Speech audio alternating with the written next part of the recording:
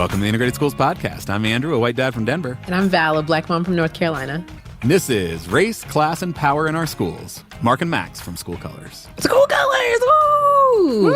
Woo! We are back. I know it's summer break. We were supposed to be taking some time off, but we had this great opportunity to connect with Mark and Max from the School Colors podcast and thought we'd drop a little bonus episode into the feed. Absolutely. The first season I was on the road, and like every city I went to, someone was like, have you heard School Colors? Have you heard School Colors? So, I had a little fan womaning at our guests this time around. Listeners will probably remember we had Mark and Max on for the first season of School Colors, which is all about Bedford-Stuyvesant and central Brooklyn and gentrification, the arrival of white parents into a community. We played one of their episodes that was really about this kind of idea of white parents rallying other white parents to try to come and, quote, fix a school and the problems that come from that. And now they have a second season, which is also great, and they were willing to come back on and talk about it. Yeah, and this time they are in Queens, New York, which I understand is like a hop, skip, and a jump from Brooklyn. Feels maybe like a different world. Yeah. One of the things I appreciate about School Colors, the first season and this one, is that, it is really hyper-local and really digs into hyper-local issues, but they are themes that definitely show up across the country in various ways. Absolutely. I've had a chance to be in school districts around the country, and it feels like it's a very common theme regardless of the city, right? You'll have communities that may have some diversity, but the schools aren't necessarily diverse. And even if you do have a school that is diverse, sometimes you have that school within the school. And so although this is a very local investigation of a current issue, it is certainly one that goes across all communities, and a lot of people can connect to it wherever you are. Yeah, for sure. There's probably at least a little bit of New York City context that's worth laying out here before we jump into the conversation, because Mark and Max are definitely deeply steeped in the New York City context for both the season and for this conversation. And I certainly don't know very much about New York, but kind of, broadly the things that feel important for listeners to know about New York City going in. It is the largest school district in the country, about 1 million kids, but those are broken up into 32 smaller districts that make up the New York City public school system. And, they don't have direct autonomy as small districts. They don't have their own school boards.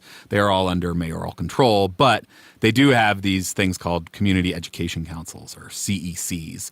These are kind of, I guess, the vehicle for parents and community members to provide input. I'm sure that they work better in some places than other places, but the idea is if the Department of Education or the DOE has something that they want to have happen in a community, the CEC is probably where they're going to go. And I think most of the time these CEC meetings seem to be fairly sleepy affairs, 15, 20, maybe 30 people. If folks remember season 1, which was set in District 16, many of the characters that were in the season were part of the CEC or spoke up at CEC meetings. And it's actually a CEC meeting in District 28 that starts off season 2. And it's a bit of a dumpster fire. Yeah, to say the least, I appreciate that context. I think just generally a lot of caregivers don't know how to get involved in these meetings. And if there's not a school board, you kind of feel even more away from the action. And so the idea that so many parents showed up to have this conversation around some diversity efforts, it becomes an interesting conversation. Yeah, for sure. So just District 28 is kind of embarking on this diversity plan for the schools in the district. This was happening in 5 districts across the city. And, I think the main goal is basically increasing the diversity of the student body. It actually came out of this work that happened in District 15. It's so hard to keep track of. Oh, they should give them names or something. It should be like Fred and George and Wilmer or something, because the numbers are hard to keep track of. They are for me. But I believe District 15 had this kind of community-led effort that actually is the end of the Nice White Parents podcast from New York Times that kind of was a really kind of ground-up community-led effort to look at increasing diversity in schools in their district, and felt like there was some positive things that came out of that. And so the Department of Education said, well, let's do this in a few others. And so District 28 was one of the places that was supposed to happen. And it was the CEC meeting was kind of the kickoff from it. And it did not go well. Yeah. And it makes me wonder, what folks' fears are around these types of meetings, around diversity efforts, because as Mark and Max point out, Queens was a diverse place. This was a place where it felt like the community would be amenable to making sure that every student got what they needed. And it turned out it wasn't as simple as that. certainly vociferous pushback Ooh, that's good.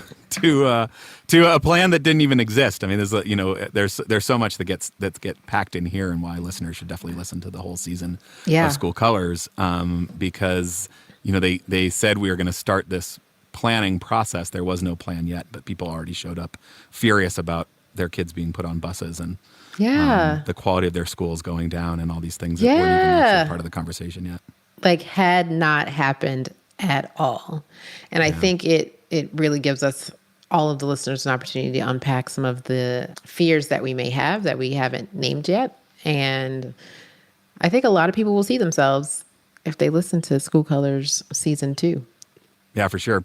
If you want to listen to it, it is in the Code Switch from NPR feed. So if you go and search anywhere for Code Switch, which is an NPR podcast, they are running the whole season in their feed. Really great stuff. There's so much in it that I appreciate. They really lean into nuance, which they did also in the first season. I don't know how many times I have encouraged people to go listen to their episode on charter schools from the first season, which I think is one of the most nuanced and kind of thoughtful discussions of a topic that gets so heated so quickly.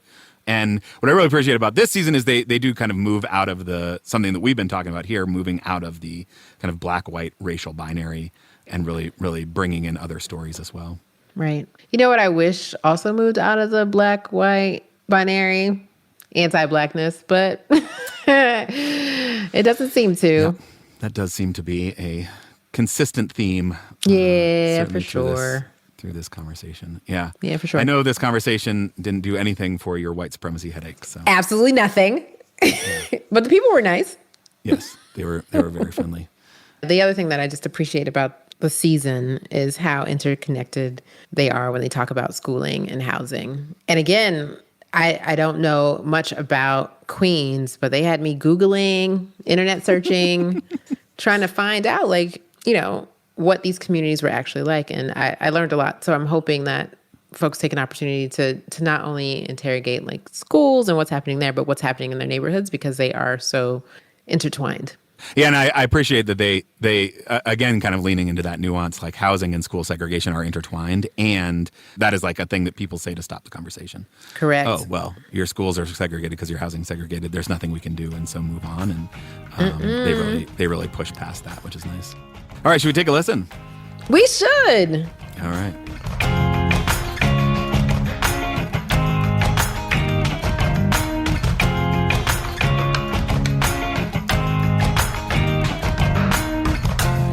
Mark Winston Griffith. I was born in central Brooklyn. I've lived here most of my life. Until very recently, I was the executive director of a Black-led social justice organization based in Brooklyn called the Brooklyn Movement Center. But over the decades, I've also been a journalist. I left the executive directorship of the Brooklyn Movement Center, and now I'm really trying to make a go of it full-time as a journalist. Awesome. I have 2 children who have been in public school, private school, charter. My oldest one is off to college, and my youngest one, thank you, my younger one is in high school. Hi, my name is Max Friedman. There's a siren going off. Coming to you from Bed-Stuy, that's how you know. Mark and I created School Colors together. The first season of the show was about central Brooklyn, where we both live and work. And we got the opportunity to do a second season, thanks first to the Spencer Fellowship in Education Reporting at Columbia University. And that's what I've been doing for the last 2 years of my life. Wow. That's great. Yeah, I have a cat that is just off camera right now. Yep. And you don't have to make any choices about where she goes to school. I don't have to make any choices about where she goes to school, which is relief in that. Yes. That's awesome. So when we had you on for the first season of School Colors, you really dug into gentrification and arrival of white parents into historically black community in Bed-Stuy. And now you get to do a second season. I wonder if you can tell us what's the focus of the second season and how does that relate to the first season? So the second season kind of picks up what the first season left off, in the sense that at the end of season 1, we found out that District 16 in central Brooklyn was going to be one of 5 districts to go through a diversity planning process. One of the other districts that was one of those 5 was District 28 in Queens, which at the time I'd never heard of. But In November 2019, we did a promotional event for the first season in Bed-Stuy, and a mom from Queens came to Brooklyn to our event to come up to us afterwards and say, you have to pay attention to what's going on in Queens. Wow. Parents are going wild on Facebook in my neighborhood. I don't know what to do about it. A couple weeks after that came the event that kicks off season 2 of the show, which is this Community Education Council meeting in District 28, which clearly this woman who came to see us saw coming, at which 200, 300 people showed up to a room it's built for 70 something. These meetings sometimes have 10 or 20 people at them, and they were in the hallway banging down the door trying to get in to make comment, to express their objection to this proposed diversity plan for this district. So season 1 is set in District 16, and you've moved to District 28. So that's a move from Brooklyn to Queens. Can you tell us a little bit about District 28? It's a really big district. It's about 7 miles from one end to the other, which in New York is big. Right. And it's about 40,000 kids. And this district has been known for a very long time to have 2 distinct universes. There's the North Side and the South Side, and there is a Mason-Dixon line. And for as long as this district has existed in this form, which is about 50 years, people have said there's a Mason-Dixon line separating the North and the South. So this Mason-Dixon line on the north side is wealthier, maybe whiter, but certainly less black. The south side is poorer, more black. And something about that just kind of feels hard to reconcile in my mind with the story that gets told about Queens as being this place that is just kind of, teeming with diversity. Queens is, of course, like everybody talks about Queens as being the most diverse place in the world. And they're right. It's true. So Queens is incredibly diverse, and Queens is deeply segregated. Right. And so that provided us an incredible opportunity to look at that situation, that contradiction, and start to peel it back. When you were conceiving of School Colors, was the plan always to move beyond Central Brooklyn? Like step outside of your kind of, home field there, so to speak, that, the first season had so much of your own personal stories because you live in Central Brooklyn. How'd you think about leaving Central Brooklyn and taking on some other part of the city? When we started season 1, I'm not even sure we thought of it as a season 1. That is, there was no franchise in mind. Right. And we really thought of it as a one-off thing. Right. I mean, the idea didn't even start off as a podcast, but it kind of evolved into that over a period of time.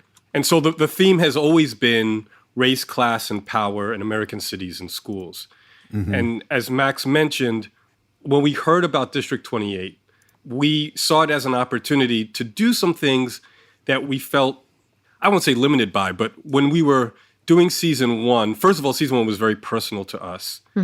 And that was perhaps one of the most fulfilling and exciting parts of it for us, is the ways in which we were able to weave our own individual stories into it. But we were also a little conscious of the fact that the story so much hinged on this black-white binary. And if you can talk about race, class, and power in American cities and schools, it's important to understand that doesn't stop with black and white people, that it goes far beyond that. And I think for us, District 28 just seemed like a perfect opportunity to jump headlong into that conversation, to really talk about the complexity of race. And it was difficult for us to sort of leave our comfort zone of the place that is our home turf that we know and love, being Central Brooklyn. So, we've had to stretch, and the same kind of, I would say, personal attachment to it is not there than we had in season 1. But again, it gives us an opportunity to explore some themes that we weren't able to do in season 1. You talk about the sort of themes of race and class and power. The first season got into gentrification a bit. This season seems to really go head first at housing and housing segregation and kind of public housing, Forest Hills, Gardens, and that whole history. Why dig into housing as a focus when you're talking about schools?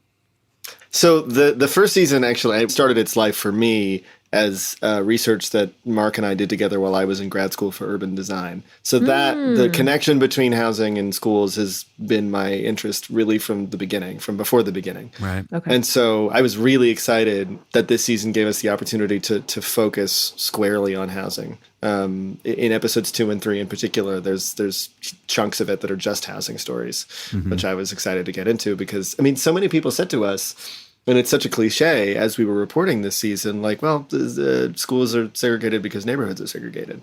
Right. And that's supposed to stop the conversation. Exactly. And it's like to us, I think that's sort of a challenge. It's like, okay, you want to stop the conversation? We're going to start the conversation there. Why are the neighborhoods segregated? Right. And these particular neighborhoods in Queens give us the opportunity to talk about that in terms of public housing, private housing, in ways that both speak to things that have happened in other parts of the country, but also like directly affected other parts of the country. Particularly in the case of the neighborhood unit, which is this theory of neighborhood planning that was devised in Forest Hills in the 1920s that then was exported all over the country. And if you're a nerd about this stuff like we are, I really recommend you check out the paper that Ansley Erickson wrote with Andrew Highsmith about Forest Hills Gardens, because they really go through in a lot of detail the influence of the neighborhood unit idea on different city planners who planned cities across the country, including maybe where you live. So, yeah, Forest Hills is such a great kind of hook to tell so much of this story on because it does really tap into, the housing piece, the segregation piece, the ways that government policies recreate and sustain segregation. I certainly found it fascinating. I'm assuming that you all did too, since you have an entire episode called The Battle of Forest Hills. So maybe we can start. You just give us sort of like a quick overview of Forest Hills.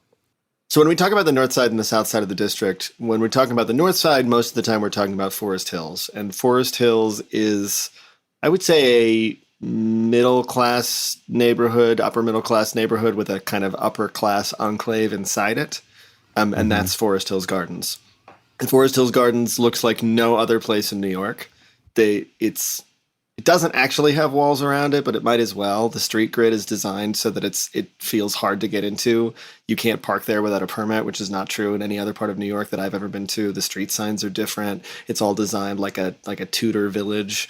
And there's this sort of cathedral-like school in the middle of it that's called the School in the Gardens. And Forest Hills was this planned community. It was planned by the Russell Sage Foundation in 1909. And they called it an urban oasis. Right.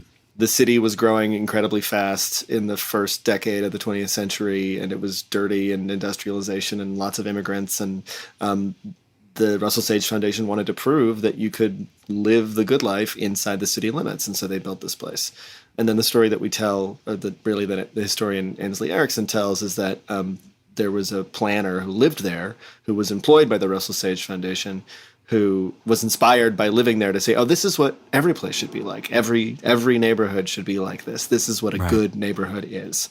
And a good neighborhood is defined by a school in the middle and homogeneity. Keeping like people together and keeping unlike people out. And that was incredibly influential. Ansley Erickson is amazing, and I guess I'm surprised that I continue to be able to be surprised by just how like blatantly racist the government policies were in the past. I should not be surprised anymore. But she talks about this idea that the Federal Housing Administration in 1938 basically said that neighborhoods are worth investing in if their schools have harmonious racial groups. Specifically in the schools. Right. If your schools in your neighborhood have inharmonious racial groups, the neighborhood is the not property in the neighborhood is worth less. Yes. Yeah. I mean, I shouldn't be surprised. It is yet another way that kind of white supremacy replicates itself. So that kind of sets a scene for Forest Hills, but it didn't come to be this way without controversy. So what is the Battle of Forest Hills? So the Battle of Forest Hills, it was a battle over public housing in Forest Hills, Queens. There was very little public housing in Queens in general. And we're talking about, at this point, the early 70s. The way that New York City had built public housing after the Second World War is that once public housing became something that basically was sort of culturally assumed to be only for Black and Puerto Ricans in New York, the New York City Housing Authority just built more public housing, for which there was a need and sometimes even a clamoring. They built more public housing in neighborhoods that were already segregated Black and Puerto Rican neighborhoods, or neighborhoods that were trending in that direction. So neighborhoods that were already segregated just became bigger and more segregated. And when New York City got a new mayor named John Lindsay, who was a liberal Republican, who was a liberal crusader, sort of how he branded himself, and he wanted to change that. He wanted to build public housing in parts of the city that didn't have any public housing. Use public housing, use government housing to rectify the harms that the government had done through the way that it built housing, which is pretty logical. But encountered huge resistance from homeowners in Forest Hills, led by a man named Jerry Burback, who owned a house nearby and was worried about his property value. He started something called the Forest Hills Residents Association. He was a real character, Jerry and his wife, Sherry. And they later moved before it happened, right? And then they moved before the building ever I hate opened. people. No comment. I don't know. Extremely loud, vigorous resistance that, politicians jumped on the bandwagon. Ed Koch, who later became the mayor, was on the side of the protesters saying we shouldn't build this project in Forest Hills. You're just going to bring the neighborhood down, just like all these other neighborhoods have come down because you built public housing there. In the end, the mayor decided to negotiate a compromise kind of plan, and the person he brought in to do this was Mario Cuomo, who at that time was not well known, was just a practicing lawyer, but he negotiated a compromise plan where this public housing was built at half the size originally planned, and then he became famous, and he wrote a book about it, and then became the governor, and the father of another governor. And most people have no idea that this happened, except maybe they know that like Mario Cuomo did something in Forest Hills. Right. I will say about Forest Hills is that it's a place that people come to get away from other people. I say that almost without judgment. I mean, I think lots of us make choices to get away from places, to get away from people. This is too chaotic. And in different ways, Forest Hills Gardens being the most sort of extreme example 100 years ago, but even the rest of Forest Hills still, it's a place that people move to for a kind of an urban oasis. But I will say, though, I don't think people necessarily are conscious of that, right? They're not. I don't think most people are saying, "Oh, I'm moving there because I want to get away from this." I think that they see the neighborhood, they see the schools, they see the demographics, and want to be a part of that. And so they see that as a positive. They see the people who are there as opposed to the people who are not there. Drawn to something rather than moving away from something. Right. And it's really striking when you hear people talk about how diverse these parts of Queens are. They are diverse, but the one thing they don't have is Black people. And so it's striking how people talk in terms of diversity, but Black people become almost invisible in that equation. Oh, right. I think also what I learned from the first couple of episodes is I also don't like poor people a whole lot. Can you all talk a little bit about how income influenced what you all learned? Yeah, and I will say that I'm not totally satisfied with how much we've engaged questions of class in this season. It's not to say that we haven't. I mean, it's intertwined with so much. But I would say the most striking example for me of like sort of where race and class sort of come together is when we talk about the Battle of Forest Hills, and you have people protesting the introduction of housing projects. And there's a line that we say in there is that like it may or may not be Black people they don't want here, but certainly they were very explicit about not wanting to be next to poor people. Right. They were insistent that they were not racist, that they had no problem with Black people, but they had no problem saying that they didn't want what they would have called welfare people around. Right. Which, of course, was code for poor and Black. So that's a very obvious example of that. And what's really striking about that is when, it's something we kind of tuck in there, and I don't know to what extent people really held on to it, but, after we talk about the Battle of Forest Hills, we see that public housing project that was being introduced, they ended up building it, although at half the scale that they were originally thinking. But even after all of that, they still managed to keep the Black people out of the projects for the most part. Right. It was still like 70% white or something when it finally launched. Yeah. So even in that moment where, poor people were able to make it in, those poor people were more acceptable at the end of the day because they were not Black. It's okay. Andrew knows I have a white supremacy headache that flares up in these conversations. And so White supremacy. I don't know how y'all have done this for 2 years. Yeah, and I want to speak to a question that you were asking before about, talking about housing and housing policy and why we chose to make that a big part of this season. I think what's true of not just folks that we focus on in this season, but just all of us in general, particularly those of us who identify with community and neighborhoods and people who consider ourselves activists, we oftentimes see ourselves in a way where we're like brand new. We don't have a deep sense of what has come before and the institutions that have been established and how we got to these places. And what was really frustrating in talking to people during the season was the extent to which people had such an ahistorical understanding and view of things. Really, and I don't want to say it's any fault of their own, but had no sense of their neighborhood, had no sense of policy, had no sense of why things were they are. That is, people were looking around in District 28 and just saying, "Oh, it's this way because people are choosing to live this way," Right. with just a complete denial of how we got there. Not only that the past happened, but the past lives in the present. And particularly what was really interesting about this story was not only the history in New York City that we were peeling back, but what was happening right there in Forest Hills. When you talk about, again, this Battle of Forest Hills, when you talk about Forest Hills Gardens and how that got started and how that became a model for the building of neighborhoods across the country. Right. I think our naive hope was that people would hear that, would see themselves and hear themselves in voices from the past, and would have a broader view on how we got here. And, my fear is that we're going to bludgeon people with this history. They'll get bored, but it would be irresponsible to talk about these stories without panning back and seeing, we see ourselves in these very parochial ways, really just getting to see the world around us and how we are a part of a continuum.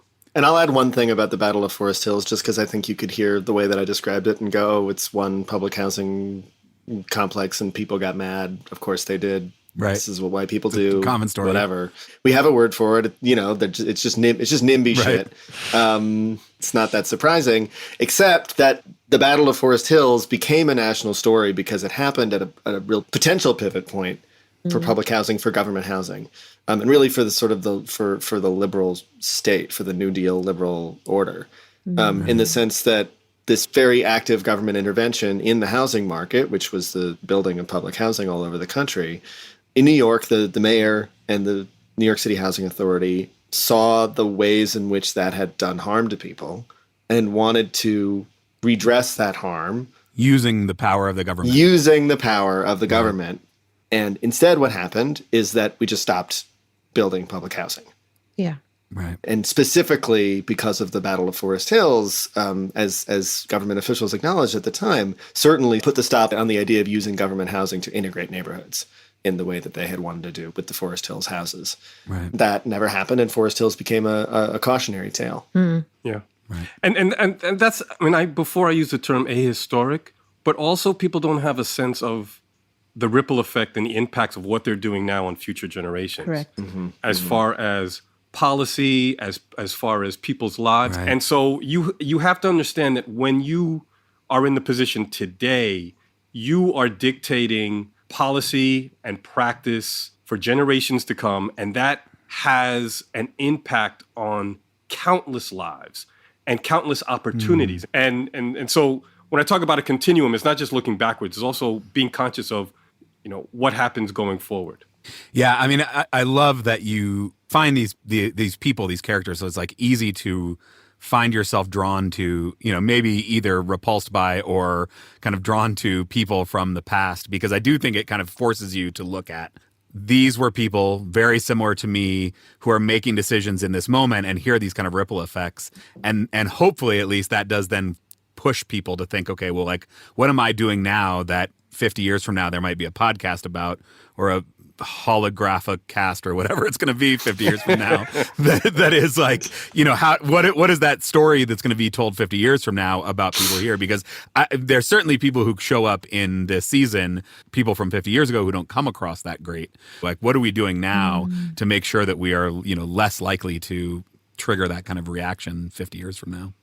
There was one sassy part when you told the anecdote about the woman who moved into the house and the impact on her family and generations. About when they built the community resources and then the neighbors who were throwing tomatoes at them came over to start to use them. I was like, of course, of course, because we all benefit from these well-designed, beautiful communities where we can all be together. There was one quote that came from one of the guests, and it said, where do the liberals go when it's in their community? Love to hear some of your thoughts about that. Well, there are some people who think that they're liberals and they're just not. Right. They're just lying to themselves about what that means. I mean, let's think about it, though. I mean, the identification as a liberal has always had sort of hypocrisy baked in. Right. Hypocrisy and latent racist tendencies, too. Right? Right. And to that quote, Val, I mean, it felt to me like there were these parallels between the fight over the housing project in Forest Hills and this fight over the diversity plan. And maybe so much of that is caught up in this idea of like, where do the liberals go? Where do the liberals where do the liberals go? Where do they go? Well, something that the Battle of Forest Hills and the fight over the diversity plan and the present have in common is the powers that be being caught totally flat-footed. In Forest Hills in the early 70s, the idea was out there that because Forest Hills was a Jewish neighborhood, they would be more amenable to public housing than an Italian neighborhood. That project was originally planned for an Italian neighborhood, and they were like, that's probably not going to go so well. So they moved it over to Forest Hills, and they thought that it would go better because Jews were more liberal, were then and are now. And we saw what happened. I think similarly in the present, Forest Hills still has a reputation as being a liberal neighborhood. But the flat-footedness comes not just from the institutions, but also from people in the community who might actually have been in support of the diversity plan who were not organized. It's very easy to organize based on fear. People who were organizing based on fear organized very quickly and effectively. To organize based on an idea of something, positive that you want to... That might or might not work. That's like, yeah. That may or may not work. Like that's harder, longer, more patient work. And so those folks are out there. We've talked to them and they are working, but that's a different kind of project and they were not ready for this diversity plan brouhaha in late 2019. They're trying to get ready now for if it comes back. And we're going to talk about that in the last episode of the season. But the challenge that they face is that we're talking about the they that I'm talking about is still mostly white people in the northern part of the district who still struggle to build relationships across the Mason-Dixon line of the district because everybody does. Right. And think of how many conversations have now been foreclosed on, by this resistance to the diversity working group and the working plan. Not necessarily because they opposed it, but the way in which it was opposed and the passion with which it opposed. Who's going to want to step into that conversation ever again?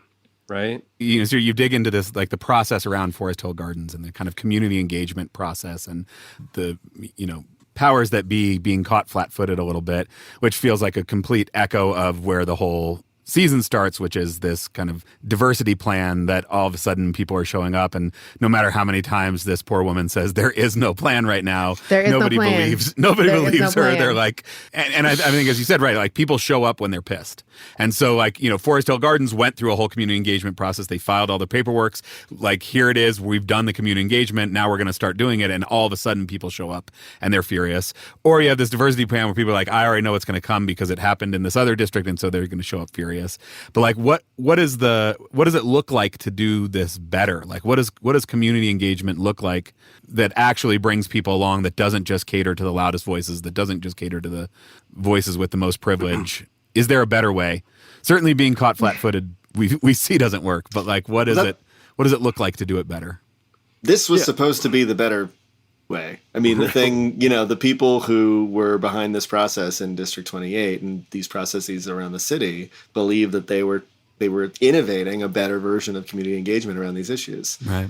And I do want to say, and we get more specific about this later in the season, the reason that the process stopped was not because of the parent opposition. Okay. And I do think if you hear episode 1, you probably assume that it was this parent opposition that stopped the diversity plan, and it's not true. It was the pandemic. So we actually do not know what would have happened. Right. And they were making plans to incorporate some of the feedback they got from these parent opponents and keep going. And they just didn't get a chance because of COVID. Yeah, and let me say that while a lot of people will roll their eyes at the idea of this, what had happened before in District 15 in Brooklyn, that was the template to some extent, or at least the inspiration for these diversity working groups. What people were really sort of pushing back against was the idea that these diversity groups were being organized and initiated through the DOE, right? But what you saw in District 15 is where parents came together and decided that they did not like the segregation and the discrimination that was occurring within schools in their district. They did research, they organized, they got government, they got elected officials together, and they ended up creating a plan that in many ways was a partnership between a lot of different people. And they ended up having an impact on policy in District 15 that, again, not everyone is in love with, but some people feel is an improvement on what was there before. Right. And so there, I think, is a good example, not a perfect one because there is no perfect one, but a good example of how people talk to one another. They even argued, but they did it and they did research and they came to an informed decision. What I also mentioned in this series is that I was on the Community School District 16 Diversity Working Group. We also were paused because of the pandemic. Actually, I shouldn't say paused. It's probably stopped. But there you had a diversity working group coming into a neighborhood that is still predominantly Black. And a lot of us were asking, well, this is not for us. This is for those crazy white people over there, right? And yet it began a conversation about how resources are distributed. It forced us to question how diverse as a Black community we are and really sort of valuing that. And it put us in the path for a conversation that ultimately was going to result in the improvement of schools in the district for everybody. Now, we'll never know what would have happened because, again, the pandemic shut things down, and I don't think the current administration has any appetite for these kinds of things. But I think you see glimpses of what could have been in other organizing that has occurred. And I will say, give credit where credit is due. There's a podcast episode about what happened in District 15, and it's the last episode of Nice White Parents for the New York Times. And something that I think Chana Jaffe-Wald, who produced that and hosts that show, hits on in that episode is talking about interest convergence, which is the idea that part of what made District 15 happen was that you had people with different interests whose interests converged. And in District 28, you don't have that. You have a lot of people who feel like the system is working just fine for them. Right. People on the north side. And that makes it much more difficult for something broad with a broad base and grassroots to emerge. Right. Also because people just don't know each other, honestly, in this district. Relationships. One of the things that Jerry Burback says in episode 3 is he threatens to, sell his house to a Black person, basically. That this is the ultimate threat, right, to the neighborhood. I will sell my house and leave. And you see so many of the echoes of that in the way that white parents often talk about public schools, which is, if you don't give me everything that I want, I'm going to leave. I don't know if you see that kind of a linkage to the way white parents continue to talk about schools from that threat. Well, I will say that it drives so much public policy, right? Because there's so many elected officials who see that as some of the ultimate threat, that middle-class white people are going to leave. They're going to take their tax dollars. They're going to take their white sensibility. They're going to take their resources, and then your neighborhood, your city becomes a shithole, right? It becomes 1970s New York where the Black and brown people had taken over and was lawless. And so that's proved to be a very effective threat. And we talk about it in this season, how it's something that elected officials all over consider, and it's part of what gives white people so much power. And it's power that they don't even that they never really fully appreciate. The power that they wield when they are somewhere or when they threaten to leave someplace. I appreciate you calling that out in that episode. Well, I appreciate that you heard that parallel, because I hope that the people who have said that to us in the present also hear that parallel. Hear that, right? I hope that they hear themselves. I don't know if they will. I don't know. I don't know if they're listening, but I hope Right. that they hear themselves Yeah. because it's the same. It's also not just white people. Right. I hope listeners hear themselves in the one speaker who said, and so I didn't speak, and I was glad because I felt like I was the only person here who actually thought it was a good idea. And so that not speaking up and not providing an opportunity for other people to stand with you, right? So talking about being unprepared in that organizing space, but maybe her voice would have given other people courage. So, To her credit, that woman has spoken a lot since then. okay, good. Good.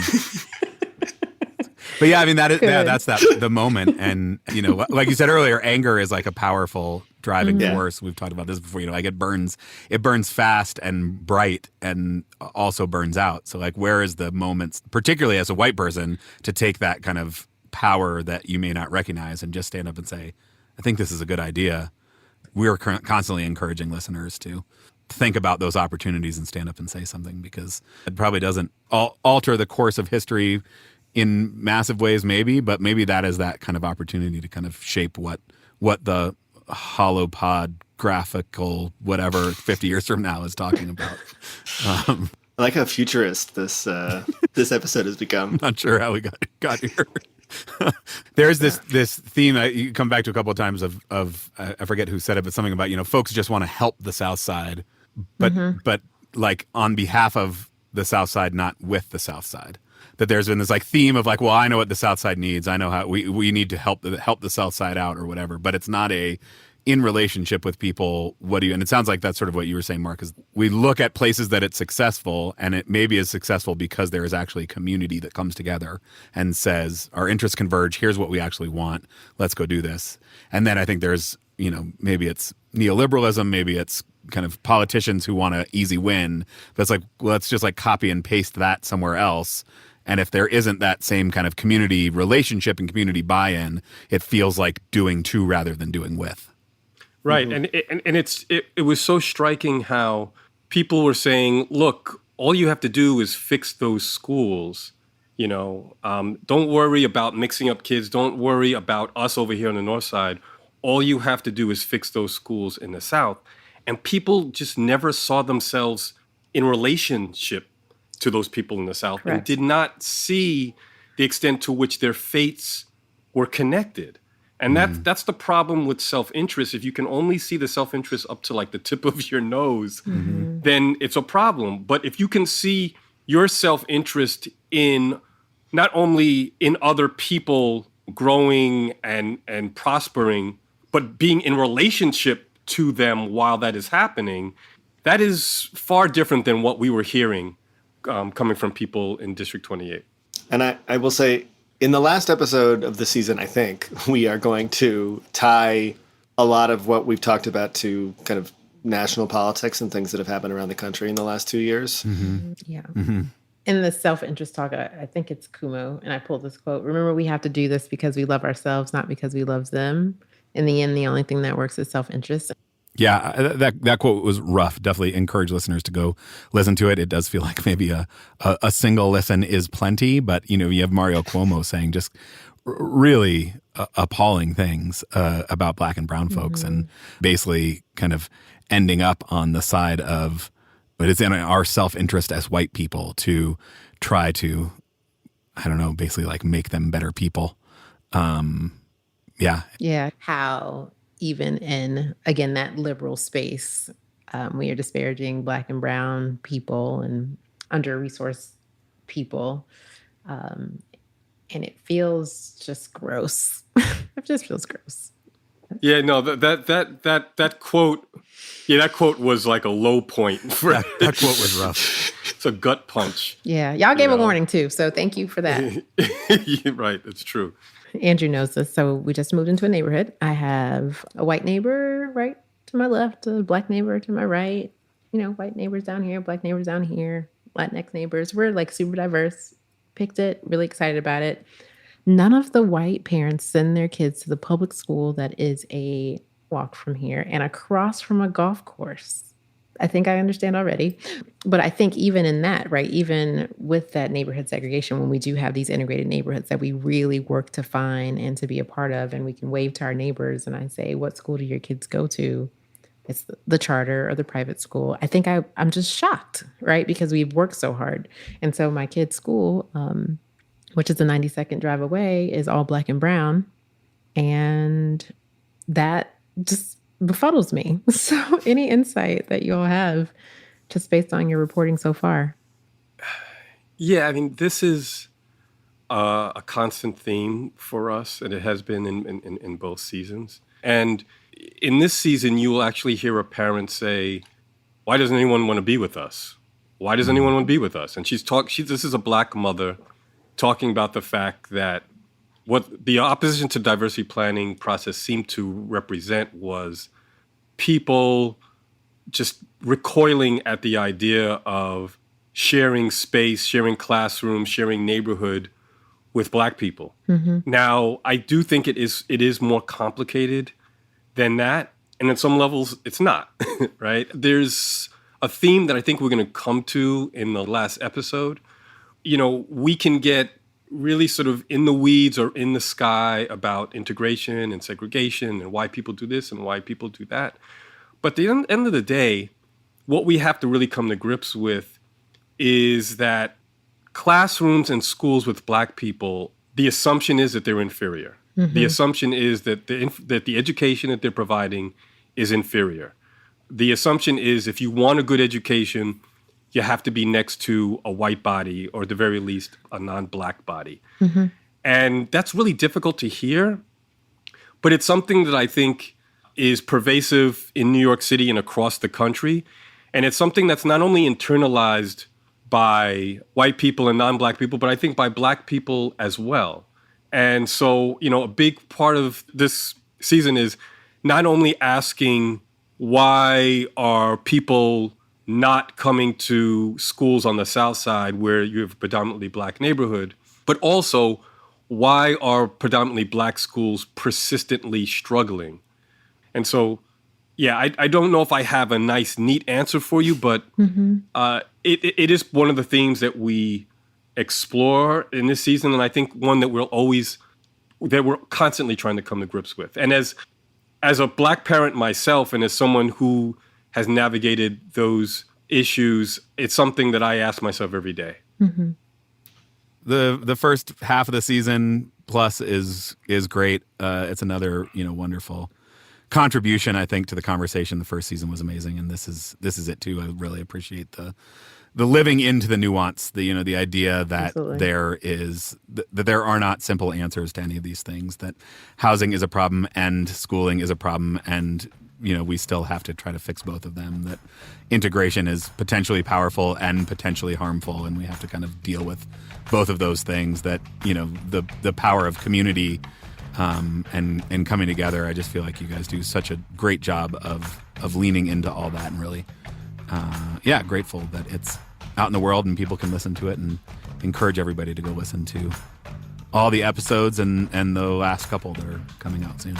Thank you all. We're grateful that you all listened to it and took notes and came with those questions. You have no idea what that does for us. Oh, good. Knowing that people actively listened, Yeah, I'm gonna cry. It sounds like there's 32 districts, so you got about another 30 seasons to go. And bite your tongue. Shut your mouth. Come back on when the next one's here. We'll look forward to hearing about it. Thank you so much.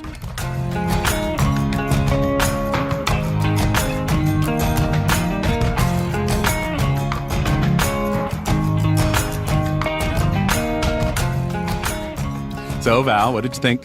Oh, man. I'm always left with lots of learning from all of these episodes, and thinking and reflecting and just grappling with, I think, just the fullness of what we're working with when it comes to creating integrated, justice-oriented spaces, right? Because it's not enough for us to be in the same city block as Queens has taught us, right? There's still a lot of work to do to make them justice-oriented spaces. One thing that I want to talk about is knowing the history of an area and how it's very easy to move in okay, I'm talking about myself. This is a mirror.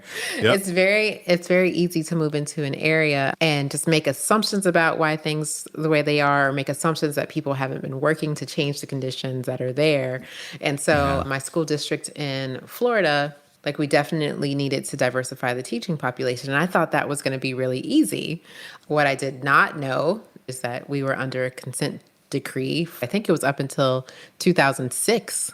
And then there was a lot of distrust, obviously, from members of the Black community with how well the school district would educate the children of the Black community. And so, you know, I'm from a different part of Florida. I move in. I'm like, yeah, let's do this. I've got the answer. More Black teachers. That's right. Yeah. That's an easy fix. And I just naively went in, just not knowing about all the work that had been done before and all the harm that had been done before, and just thinking, like, I can fix this by myself. Right. All I have to do is use my voice, and I can fix this. And so I think, was it Mark who talked about, like, knowing the history of an area, or being curious about the history of an area, and knowing, like, the folks who have done the work before you, and having that historical knowledge of the area and the work that had been done. So I want to encourage folks to really spend some time inquiring about, like, why is the school district or this neighborhood the way it is? Like, what happened? Because there is going to be a story behind that. These perfectly manicured neighborhoods don't show up just out of nowhere. Right. These gated communities don't just show up out of nowhere, right? There's intentional design, policy, things that made them so. And so knowing that, I think, helps people understand what they're up against, and the work that has been done and the work that needs to be done. Yeah, I totally agree with that. And it's easy to think about, you know, I just arrived, so, like, I must be the first person to look and see that there's a problem here. Right. Maybe I'm the only one who sees this. Right. Like, so maybe I do need to speak up, and there is value, obviously, in speaking up. But I mean, I think even so, I'm, you know, moved back to the neighborhood where I grew up.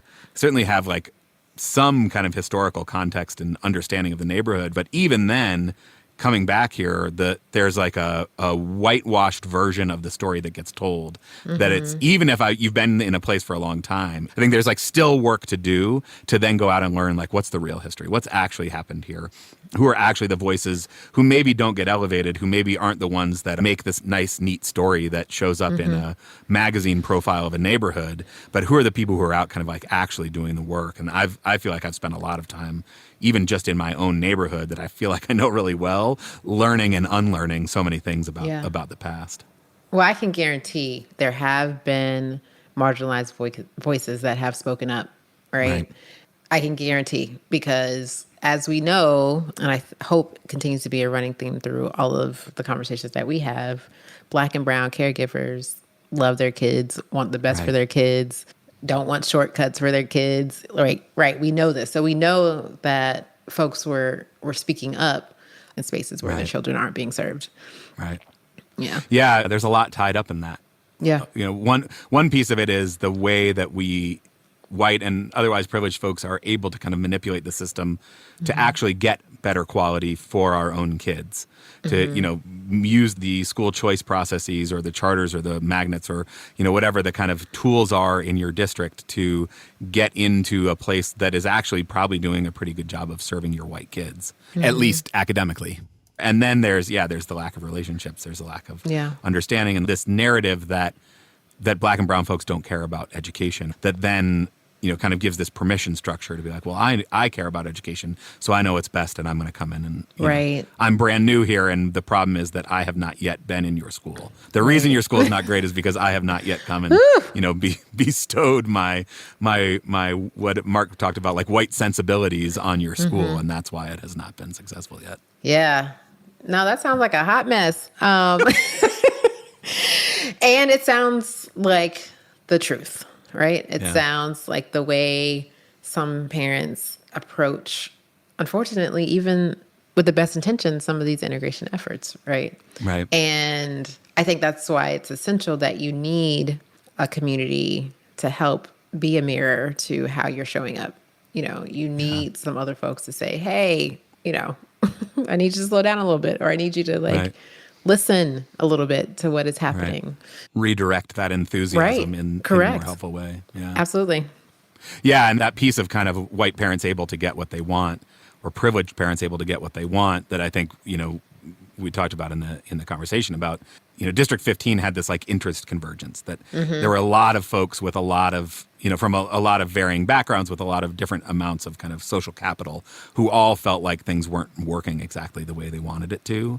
And then you end up in this place here where you've got this kind of enclave of folks who are like, no, actually things are fine for me.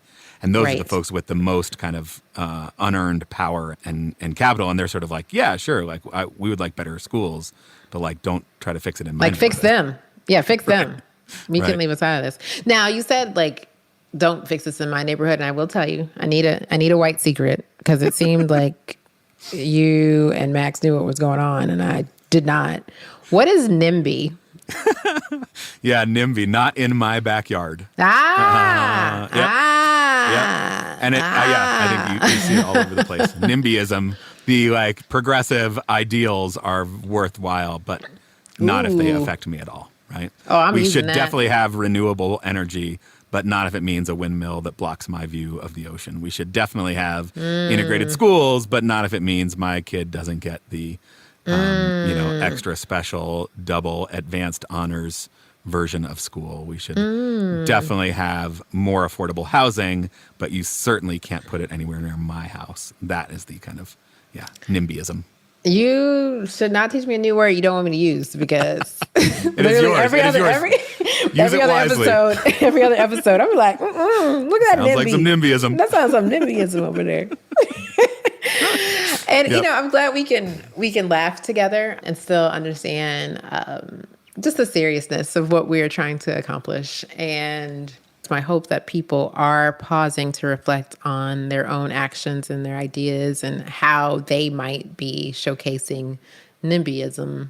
And I think folks probably assume like I certainly am not doing that much harm. It's just my kids' elementary school. It's just my kids' middle school. It's just my kids' high school. It's just like, I'm not doing that much harm. I'm just looking out for my kid.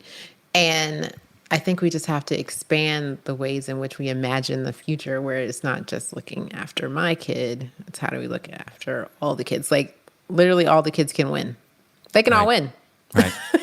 Yeah, I loved that Mark was talking about of kind of the ripple effects, these small choices that parents are making, these small decisions, these small policy decisions that get made at a community education council meeting with 30 people that 50 years from now, like what path have they set us on? What are the ways in which that ripples out into the future? And kind of what responsibility do we have to engage, to show up, to speak up, to be a voice for justice, to be a voice for positive change, because on the one hand, no one person is going to solve this. Certainly, me saying that I'm in favor of a diversity plan does not by itself, solve racism in the country. Right. And there is this way in which all the decisions we make have this ripple effect into the future. And I think we have to we have to carry that, the burden of that responsibility and take that seriously. I was able to listen to Dr. Hassan Jeffries recently, and something that he said that really stuck out to me was, we are not responsible for the past, but we are responsible for the future, right? So every choice that we make, every decision that we make, it matters in how we shape the world moving forward. And I think that's just something important to consider. Like, how can you leave this place better? Yep, that's what we're trying to do here, Val. That's right. Some other people who are trying to leave the world better, in yet another incredibly well-placed segue, are some students in New York City. The Miseducation podcast, we had them on a while back. They have a new series out that is called Keeping Score, set in one building. It's called the John Jay Educational Complex, which just says a whole lot right there. Says a whole lot. It's one big brick building in Brooklyn that has 4 separate high schools inside of it. What? Each school, they're all on their own floor, and they all are kind of totally separate universes with different demographic makeups and different focuses. But they have a volleyball team, and the students put together a very compelling podcast about, what the promise is of sports as a tool for integration. And so we're going to take a little listen to a preview of that. Encourage folks to go and listen to that. Go students! The New York public school system has been called the most racially segregated in the country. So many kids want to make a change. But a high school girls volleyball team is redefining what it means to play together. I want this to work, I really do, because it has the potential to be incredibly anti-racist. From WNYC Studios and The Bell, it's Keeping Score. Listen to this special series on the United States of Anxiety, wherever you get podcasts.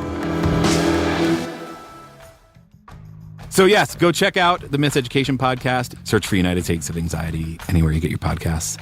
You can get the School Colors podcast in the Code Switch feed.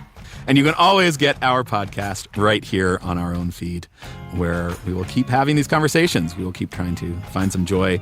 And it is still our summer break, but we will have a few special treats coming. Yeah, we will. Starting in July, we are rerunning our Between We and They series, so be on the lookout for that. And we'll be back in the fall with a whole new season and all sorts of great new conversations. Can't wait. Make sure you subscribe to our Patreon. It helps make this podcast go, and we want to keep going. Invite friends to listen, share the study guides. We want this conversation to continue to spread out. Patreon.com/integrated schools. We'd be grateful for your support. And Val, I am so grateful to get to continue to be in this with you as I try to know better and do better. Until next time, which is not too long.